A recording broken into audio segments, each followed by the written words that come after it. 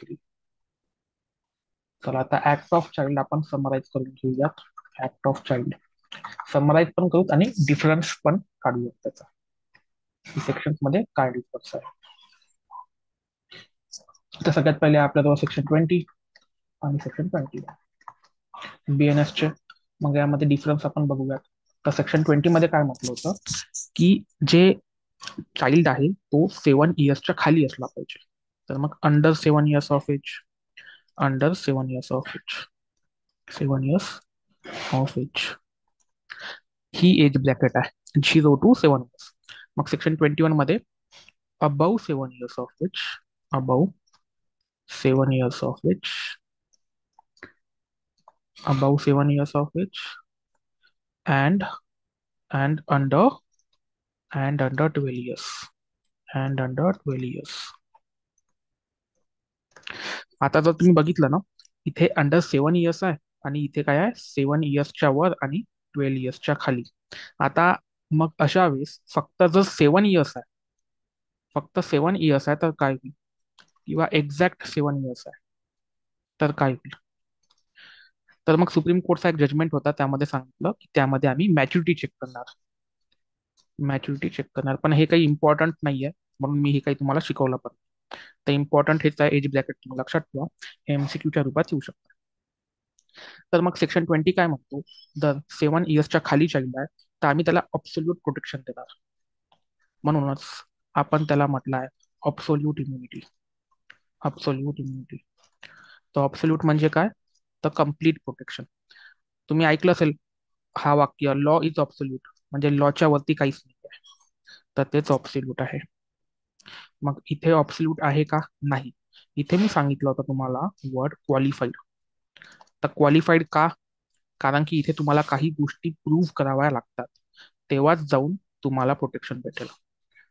Qualified immunity, qualified immunity हे आहे. मग थर्ड पॉइंट मी इथे लिहू शकतो, जे की मी तुम्हाला सांगितलं नाही, ते म्हणजे कन्क्लुझिव्ह प्रूफ. आय होप तुम्हाला कन्क्लुझिव्ह प्रूफ काय आहे ते माहिती आहे. आता कन्क्लुझिव्ह प्रूफचं मी तुम्हाला एक्झाम्पल पण देतो इथे. जर माझा क्लायंट आहे आणि त्यांनी मर्डर केला आणि म्यूट करा प्लीज,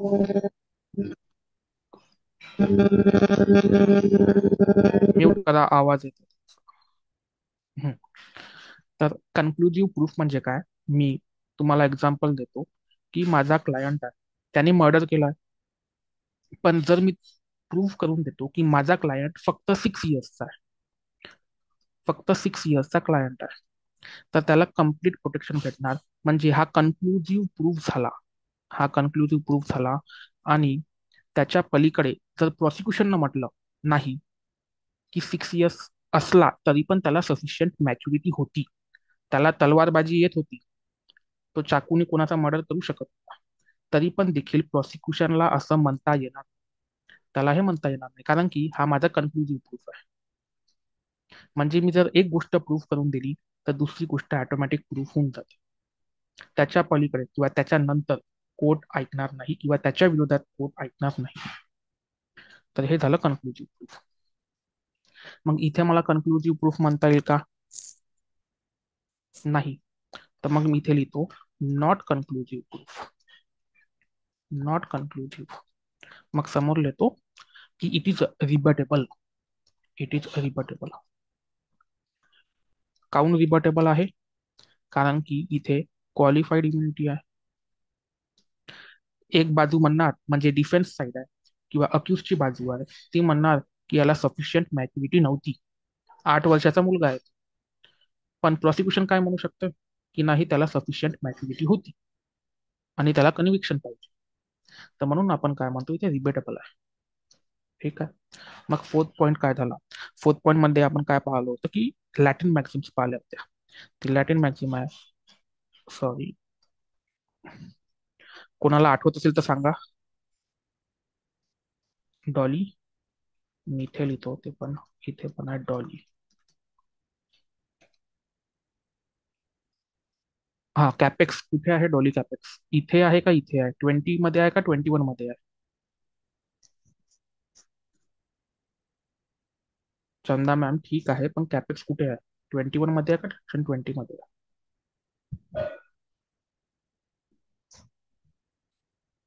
हा करेक्ट. तर डोली कॅपेक्स इथे आहे आणि इन कॅपेक्स इथे आहे. तर डोली इन कॅपेक्स म्हणजे काय? इनकॅपेबल टू कमिट क्राईम, म्हणजे क्राईम करण्यास तो व्यक्ती असमर्थ आहे. Incapable to commit crime, to commit crime. जर आता मेन्स मध्ये हे आलं, डिफरन्स बिटवीन काय आहे 21 सेक्शन 20 आणि 21, तर तुम्हाला हे 4 पॉईंट्स नेमके लिहायचे आहे. आणि प्री मध्ये याच्याशिवाय वेगळं काहीच नाही, हे तर येणार नाही. 7 इयर्सचा जो कन्सेप्ट आहे तो तर मला वाटत नाही की येणार. ठीक आहे. तर आय होप हे समजलं असेल. सोपं होतं. समोर जाऊयात. हा, मला अजून एक गोष्ट सांगायची होती. अजून एक गोष्ट सांगायची म्हणजे, हा, मी तुम्हाला क्वेश्चन फॉर्मॅट मध्ये विचारतो. मी तुम्हाला क्वेश्चन विचारतो पहिले.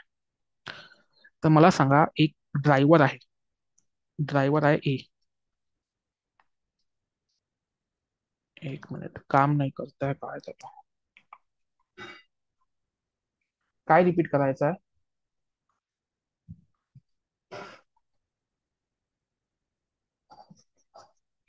काय रिपीट करायचं आहे? एक्झॅक्टली काय? बरं ठीक आहे, आपण ते पण थोडक्यात बघून घेऊया.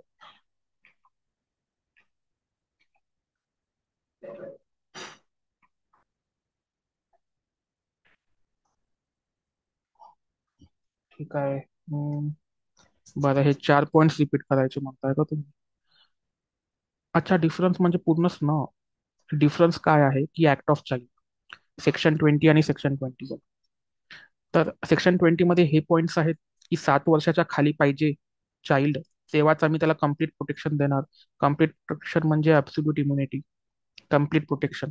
तेच 21 मध्ये आम्ही देणार नाही. आम्ही पाहणार की तो चाइल्ड जो 7 वर्षाच्या वरती आहे आणि 12 वर्षाच्या खाली आहे, 7 ते 12च्या मधात आहे, की त्याच्यापाशी सफिशियंट मॅच्युरिटी होती का?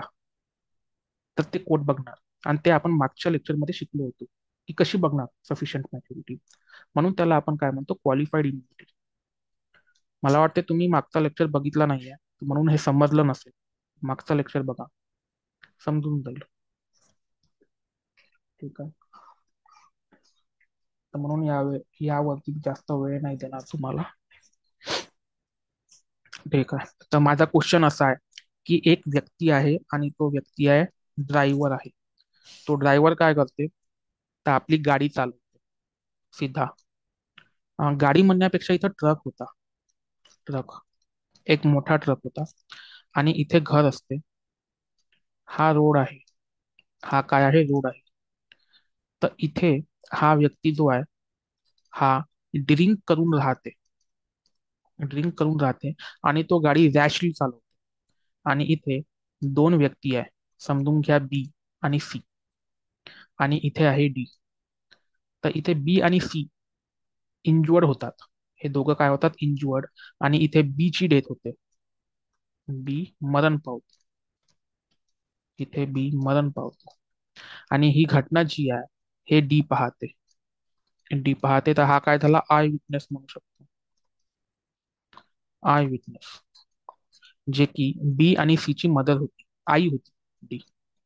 आता माझा प्रश्न असा आहे की ए ला कोणत्या सेक्शन्स मध्ये, कोणत्या सेक्शन्स मध्ये चार्ज भेटणार? सेक्शन सांगा की यांनी कोणता ऑफेन्स केला आहे. पहिले तो ऑफेन्स सांगा.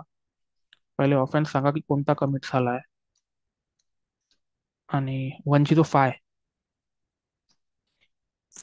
की 106? 105 की 106?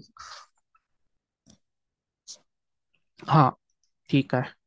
106, चंदा मॅमनी बरोबर सांगितलं की 106 म्हणजे हे BNS चे 106. म्हणजेच IPC चा कोणता लागेल? 304A. ठीक आहे. पण यासोबत अजून कोणते सेक्शन लागेल? यासोबत अजून कोणते सेक्शन लागेल हे माहिती आहे? हा ठीक आहे ना, कॉझिंग डेथ बाय नेग्लिजन्स 106 आहे, 304A आहे. दोन्ही कॉझिंग डेथ बाय नेग्लिजन्स बद्दल सांग. पण अजून कोणत्या सेक्शन्स आहे याशिवाय? कोणाची क्रिमिनल मध्ये प्रॅक्टिस आहे का इथे? मोटर व्हेकल ऍक्ट नाही, मी बीएनएस मधूनच विचारतो, फक्त आयपीसी मधून सांगा. मोटर व्हेकल ऍक्ट बाजूला ठेवतो. अशा वेळेस 3 सेक्शन लागतात.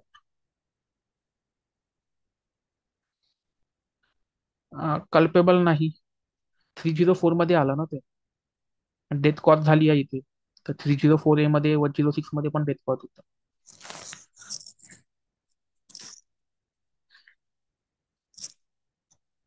बरं, आपण हा एलिमेंट काढून टाकू ड्रिंकचा. हे प्रूव्ह व्हायचं आहे. हे ड्रिंकचा आपण एलिमेंट काढून टाकू. आता तरी सांगा.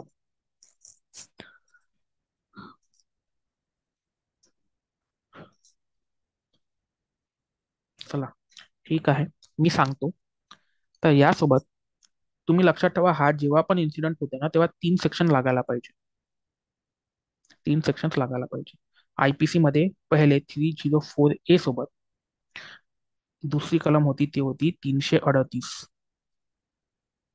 338 कॉमा कॉमा 200 279, 279. आता तुम्ही एक एलिमेंट लक्षात घेतलंच नाही, इथे सी पण होता. मी सांगितलं होतं हे दोघं पण इंजुअर्ड झाले होते. तर कारण की इथे ट्रक होता, म्हणजे ती इंजुरी जास्त असेल. तर इथे काय झालं, ग्रीवियस हर्ट पण झालेला आहे. Grievous hurt. तर ग्रीवियस हर्टची पण यायला पाहिजे ना चार्ज याच्यावर. तर मग ते ग्रीवियस हर्ट यामधून निघत आहे, 338. आणि हा झाला 279. हा आहे. मी दोन्ही पण तुम्हाला कायदे लिहून देतो. पहिले बीएनएसचा लक्षात ठेवा, 338 साठी. तर तो आहे 125. 125. आणि 279 साठी आहे आपल्याजवळ 281. 281. आज काउंट तर माझं पेन चांगला काम नाही करताय. काय झालं काम? हम्म. तर मी तिन्ही पण तुम्हाला लिहून देतो, नाही हे दोन लिहून देतो. हे दोन. तर सगळ्यात पहिले आहे 338/125. तर हा जो आहे ऍक्ट ऍक्ट एंडेंजर. असे ऍक्ट असे ऍक्ट जे की कशा इन डेंजर करते, म्हणजे डेंजरस आहे कशासाठी, लाईफसाठी. Life and personal safety. And personal safety. आणि हा जो आहे 279, 279, 281. हा आहे रॅश ड्राईव्ह. हा प्रॉपर सेक्शन आहे यामध्ये लागू होणारा. Rash drive riding riding in a public way. In a public वे.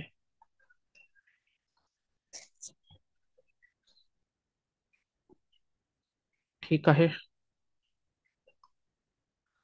आता हा तर इम्पॉर्टंट खूप आहे, कारण की हा ऑफेन्स अगेन्स्ट ह्युमन बॉडीमध्येच येतो, हा ना.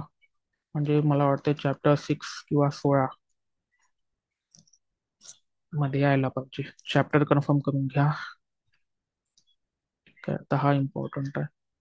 तर हे तीन याची जोडी लक्षात ठेवा. जेव्हा पण अशी घटना होते ना, तर हे 3 सेक्शन्स येतात को रिलेटेड.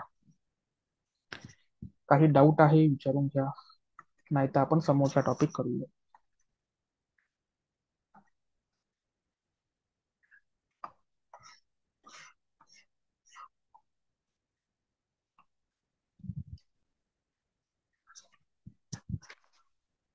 आय होप की काही डाऊट नाही आहे. चला मग आपण नवीन टॉपिक करूया. 20 झाला, 21 झाला. आता नवीन टॉपिक आहे हा.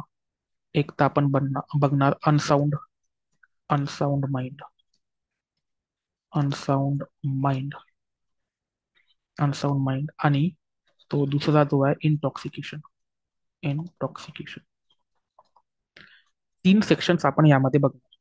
तर पहिला आहे 22,23,24 यांना एक सोबत वाचायला पाहिजे.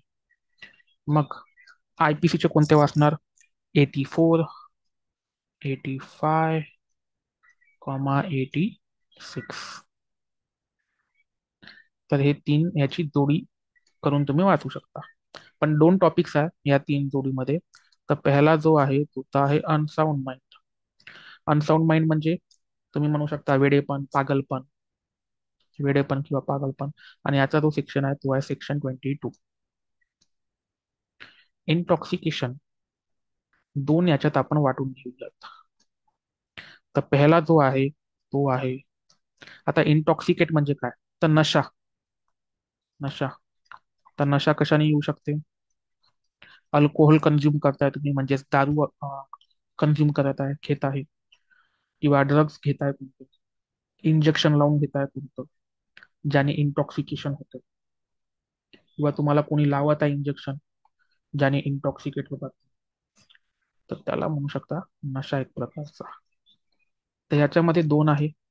तर पहिला जो आहे तो आहे इनव्हॉल्युंटरी. इनव्हॉल्युंटरी. आणि दुसरा जो आहे तो व्हॉल्युंटरी.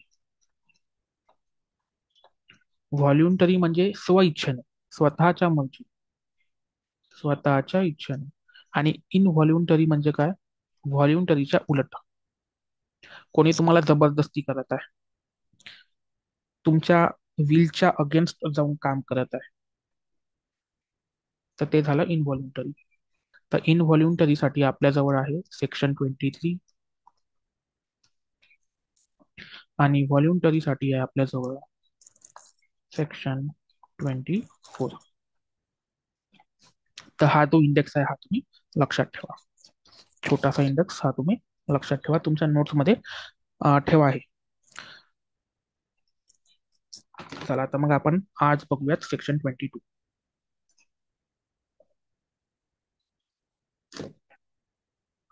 पेज पलटवत आहो मी.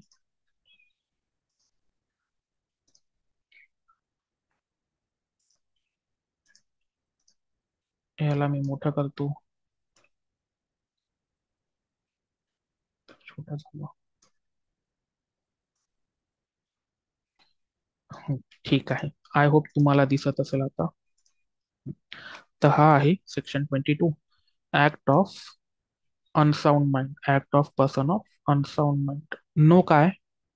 काही प्रॉब्लेम आहे का? सगळ्यांना दिसत आहे ना व्हाईट बोर्ड?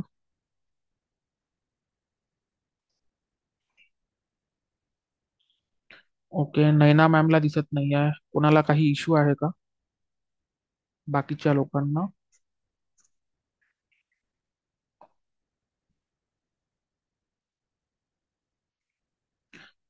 नैना मॅम तुमच्याकडनं प्रॉब्लेम आहे, थोडं नेट बघून घ्या, तुम्ही चेक करा. चंदा मॅम हो दिसत आहे म्हणते. चला, सेक्शन 22. सेक्शन 22 आणि आपला टॉपिक आहे इन्सॅनिटी. इन्सॅनिटीचं मिनिंग मी तुम्हाला सांगितलं आहे, वेडेपण किंवा पागलपण. Act of person of unsound mind, section 22. आणि आयपीसीचा कोणता सेक्शन? आयपीसीचा सेक्शन 84 होणार ना. 84. 84. तर सगळ्यात पहिले इथे अनसाउंड ची डेफिनेशन काय आहे, तर तुम्हाला या लाईनीमध्ये भेटून जाणार. इज इनकॅपेबल. इनकॅपेबल म्हणजे काय? असमर्थ आहे तो. का कशा बाबतीत असमर्थ आहे? की तो त्याच्या ऍक्टचं, तो जो कंडक्ट करत आहे किंवा कोणता ऑफेन्स करत आहे त्याचं स्वरूप समजू शकत नाही आहे. नेचर म्हणजे काय? स्वरूप समजू शकत नाही आहे, इनकॅपेबल आहे. तर मग हा दोन गोष्टीसाठी इनकॅपेबल आहे. तर मी इथे लिहितो इनकॅपेबल. इनकॅपेबल. तर सगळ्यात पहिली गोष्ट कोणती आहे इनकॅपेबल? की तो आपल्या ऍक्टचं, आपल्या ऑफेन्स तो करत आहे त्याचं स्वरूपच समजू शकत नाही आहे. तर incapable of knowing the nature of act. Knowing the nature of act. Nature of act. आणि दुसरी गोष्ट जे की तो इनकॅपेबल आहे, त्याला समजत नाहीये की तो जे करत आहे, दॅट ही इज डुईंग, ते गलत आहे किंवा लॉच्या विरोधात आहे. Incapable of, incapable of, capable of that, that लिहितो मी. Incapable that doing he is doing wrong, either wrong, गलत काम करता है तो, किंवा और म्हटलं इथे लॉच्या विरोधात, contrary to law, contrary to law. तर पहिली गोष्ट हे समजत नाही आहे त्याला की त्याच्या ऍक्टचं स्वरूप काय आहे, आणि दुसरी गोष्ट तुला समजत नाही आहे की ते गलत काम आणि ते कायद्याच्या विरोधात आहे. तर हे दोन गोष्टी प्रूफ करावं लागणार जर तुम्ही अनसाऊंड व्यक्ती आहेत तर. पण अनसाऊंड तुम्ही केव्हा आहे, तुम्ही केव्हा व्हायला पाहिजे अनसाऊंड, तर ते यामध्ये सेक्शन मध्ये दिलं आहे. ते कुठे दिलं आहे, ते दिलं आहे at the time, at the time, at the time of that, at the time of doing it. काय म्हटलंय, डुईंग इट. जेव्हा त्यांनी ते ऍक्ट कमिट करताय, म्हणजे हे जे ऍक्ट आहे, त्यावेळेस तो पागल असला पाहिजे. कधी पागल असला पाहिजे किंवा किंवा वेडा असला पाहिजे तो, ज्या वेळेस तो ऍक्ट स्वतः कमिट करत आहे. त्याच्या पहिले पण नाही आणि त्याच्या नंतर पण नाही. आम्हाला फक्त घेणं देणं आहे जेव्हा तू ऍक्ट करत, जेव्हा तू ऑफेन्स करत आहे, तेव्हा तू पागल असला पाहिजे. आणि पागल असला पाहिजे तर तू इनकॅपेबल पण असला पाहिजे. म्हणजे फक्त अनसाऊंडनेस ऑफ माइंडच प्रूफ नाही करायचं आहे, तर आपल्याला हे पण प्रूफ करायचे आहे, हे आणि हे. तरच आपल्याला सेक्शन 22चं बेनिफिट भेटणार.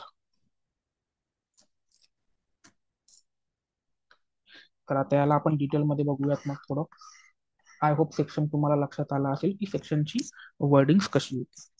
तर याच्यात काय म्हटलं की तुम्ही मेंटली इल किंवा अनसाऊंड केव्हा असले पाहिजे, तर तो आहे at the time of doing, at the time of doing, जेव्हा तुम्ही ते कार्य करतात. तर मी at the time of offence लिहितो इथे मुद्दाम. डुईंग अँड ऑफेन्स तुम्ही लिहू शकता नोट्समध्ये, डुईंग अँड ऑफेन्स.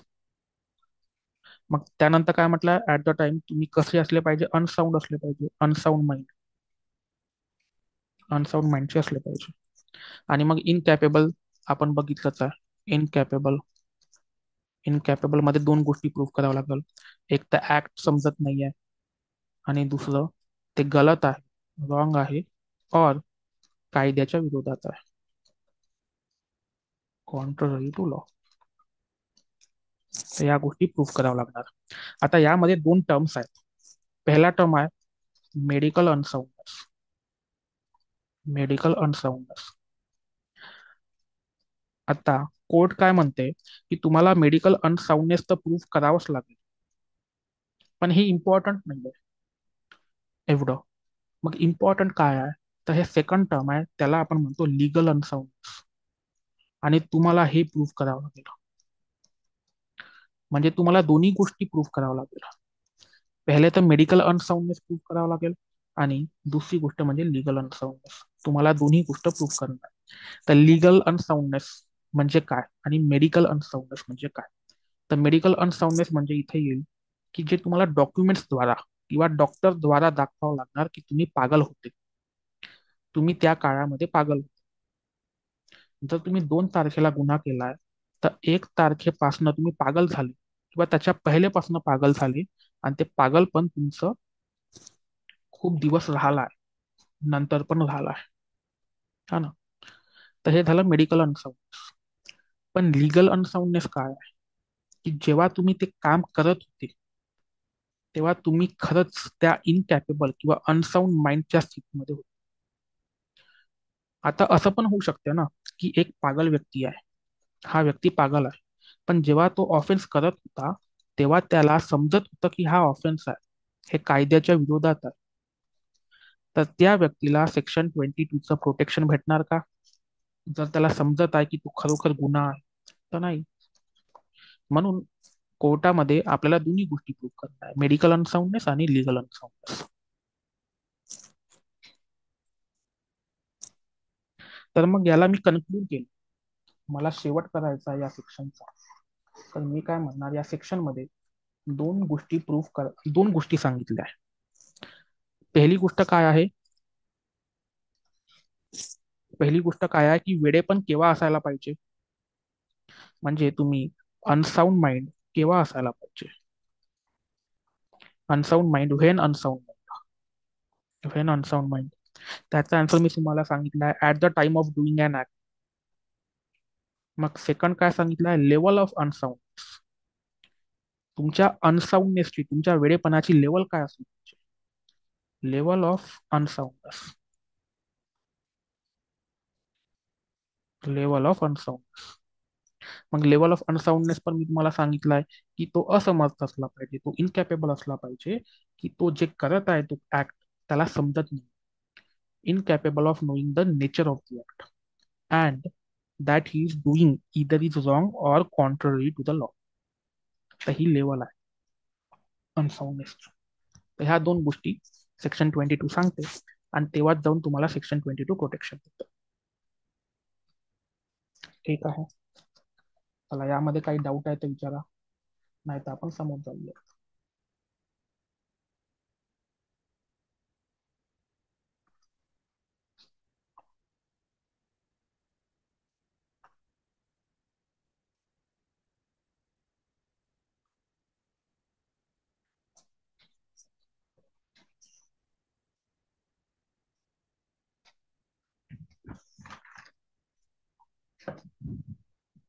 ठीक आहे, कोणाला काही डाऊट नाही आहे. चला, तर हा झाला आपला इनव्हॉल्युंटरी टॉक्सिकेशन. इनव्हॉल्युंटरी टॉक्सिकेशन. आता यामध्ये आपल्याला कोणी जाणून बुजून किंवा आपल्या मर्जीच्या विरोधात आपल्याला इंटॉक्सिकेट करणार. काय करणार? इंटॉक्सिकेट करणार. इनव्हॉल्युंटरी टॉक्सिकेशन. तर कसं करणार हे कुठे लिहून आहे हे बघून घ्या. की सगळ्यात पहिले इथे पण एक कॉमन एलिमेंट आहे, तो आहे incapable of knowing the nature of act, जे की आपण सेक्शन 22 मध्ये बघितला. आणि हे पण एलिमेंट सेम आहे की that he is doing what is either wrong or contrary to the law. तर आता समजलं मी ते काऊन एवढा डीप मध्ये शिकवलं, कारण की 22 मध्ये पण कॉमन आहे, 23 मध्ये पण या गोष्टी कॉमन आहे. तर दोन्ही याच्यात काय आहे, कॉमन आहे. मग वाचून घेऊयात. नथिंग इज अन ऑफेन्स, असं काहीच ऑफेन्स नाही आहे जे की व्यक्तीने केलेलं आहे, which is done by a person who at the time of doing it. तर दोन्ही एलिमेंट सेम आहे, at the time of doing it is by reason of intoxication. आता काय कॉमन नाहीये, तर हे आहे इंटॉक्सिकेशन. आणि तिथे काय होतं 22 मध्ये, unsoundness of, by reason of unsoundness of. इथे काय आहे, बाय रिझन ऑफ इंटॉक्सिकेशन, म्हणजे इथे नशा दिला. ठीक आहे, तर मग इथपर्यंत बघितलं. आता सगळ्यात मेन तर हेच आहे, प्रोव्हायडेड दॅटच्या नंतर, म्हणजे हा प्रोव्हिजो, सेक्शन 23 चा जो प्रोव्हिजो आहे तो इम्पॉर्टंट आहे. ठीक आहे, तर प्रोव्हिजो काय म्हणते, provided that the thing which intoxicated him was administered to. Administer म्हणजे त्याला देण्यात आलं त्याच्या नॉलेजच्या विरोधात, विदाऊट हिज नॉलेज, म्हणजे त्याला कळलं नाही. आता हे केव्हा होऊ शकते, समजा मी काय केलं, एका फ्रेंडला इन्व्हाइट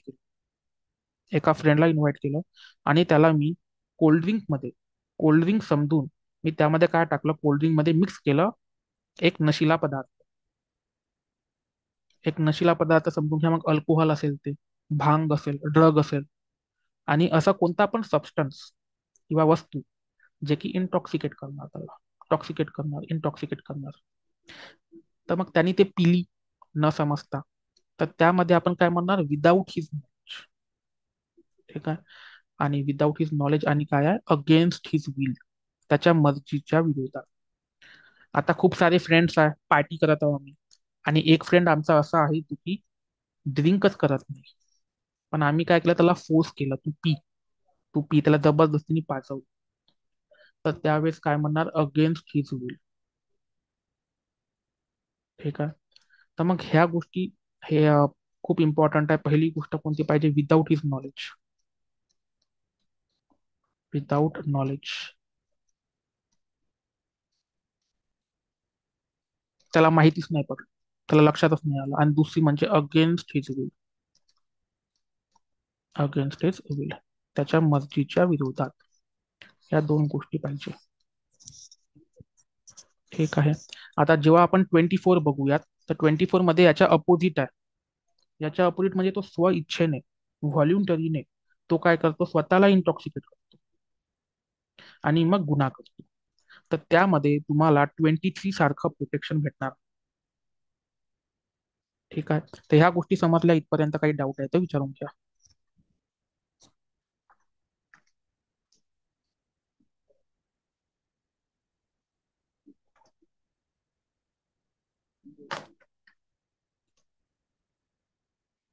हो, 24चा मी सेक्शन 9 ठेवलं इथे.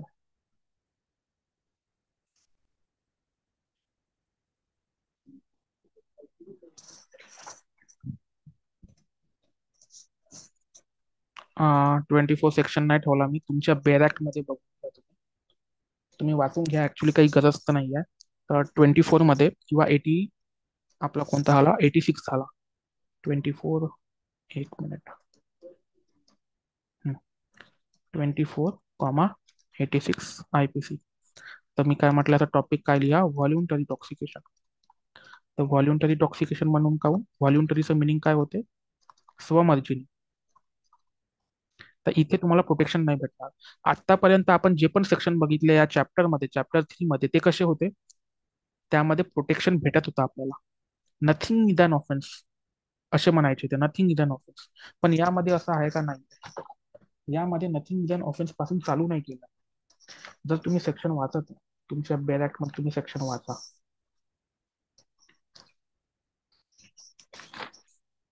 मी पण वाचतो. याच्यामध्ये काय म्हटलं, offence requiring a particular intent or knowledge committed by one who is intoxicated.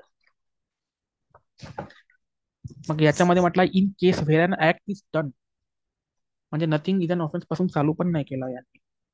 पण आपल्याला हा सेक्शन समजण्यासाठी आपण जे कॉमा पर्यंत लाईन आहे ना, ते सोडून द्या तुम्ही. कॉमा पर्यंत जे लाईन आहे ते सोडून द्या. कॉमाच्या नंतर वाचणं चालू करूयात आपण. ठीक आहे. A person who does the act in a state of intoxication shall be liable to be dealt with as if he had the same knowledge. इथं काय म्हटलं, same knowledge. Same knowledge. Same knowledge काऊन म्हटलं, without knowledge 23 मध्ये होतं, पण 24 मध्ये म्हटलंय सेम नॉलेज. म्हणजे आम्ही असं गृहीत धरणार की त्याला नॉलेज होतं, जरी त्यांनी स्व इच्छेने दारू पिली आहे. As if he would have had if he had not been intoxicated. म्हणजे जर तो इंटॉक्सिकेट नाही झाला असता आणि तेव्हा जे नॉलेज झालं असतं, तेच नॉलेज त्याला आहे असं आम्ही मानून चालणार. Unless the thing which intoxicated him was administered to him without his knowledge or against his will. आता इथे लक्षात घ्या, इथे जे प्रोविजो नाही आहे, इथे अनलेस म्हटलं आहे. तर अनलेस आणि प्रोव्हाइडेड वेगळी गोष्ट आहे. अनलेस आणि प्रोव्हाइडेड वेगळी गोष्ट आहे. इथे काय म्हटलंय, जर त्याला त्याच्या स्व इच्छेने नाही इंटॉक्सिकेट केलाय, तर हे होणार. तर आम्ही कन्सिडर करणार की त्याला त्याचं नॉलेज होतं. आणि इथे आपण कुणाला प्रोटेक्शन देत नाही या सेक्शनमध्ये. या सेक्शनमध्ये प्रोटेक्शन नाही आहे. जेवढे पण आपण सेक्शन बघितले त्यामध्ये प्रोटेक्शन भेटत होतं कोणत्या ना कोणत्या रिझनमुळे, पण यामध्ये नाही आहे. ठीक आहे. हा सेक्शन समजला का तुम्ही, सांगा मला. आणि काही पण डाऊट असेल तर सांगा, मी इथे रेकॉर्डिंग स्टॉप करतो.